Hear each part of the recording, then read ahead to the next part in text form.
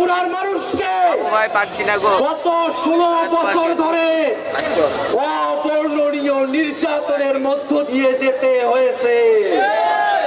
বগুড়ার মানুষ ঘরে থাকতে পারে নাই, বগুড়ার মানুষ বাড়িতে ঘুমাতে পারে নাই, বগুড়ার মানুষকে খেতে খামারে গিয়ে রাত কাটাতে হয়েছে।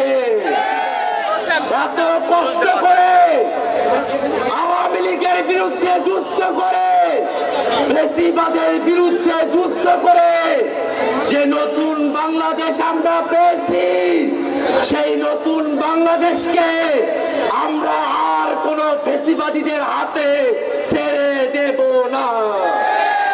এই নতুন বাংলাদেশকে আমরা আর কোন চাঁদাবাজের হাতে ছেড়ে দেব না।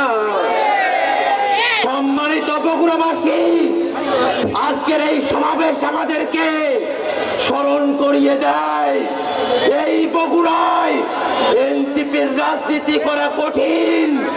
এনসিপির রাজনীতি করলে বাধা দেওয়া হয়, এনসিপির রাজনীতি করলে ভয় দেখানো হয়, কিন্তু শত ভয় শত বাধা অতিক্রম করে নতুন বন্দোবস্তের দাবিতে, বিচারের দাবিতে, সংস্কারের দাবিতে এই বগুড়ার মানুষেরা সাহস দেখিয়ে এনসিপির রাজনীতিতে নিজেদেরকে যুক্ত করেছে। এনসিপির মানুষেরা, বগুড়াবাসীরা যে সাহস দেখিয়েছে, এই সাহস প্রমাণ করে আগামীর বাংলাদেশে এনসিপিকে আর কেউ ঠেকিয়ে রাখতে পারবে না। নতুন বাংলাদেশ করতে আগের সিস্টেম বাদ দিয়ে, আগের বন্দোবস্ত বাদ দিয়ে নতুন সিস্টেমের বাংলাদেশ দরকার আছে কি নাই?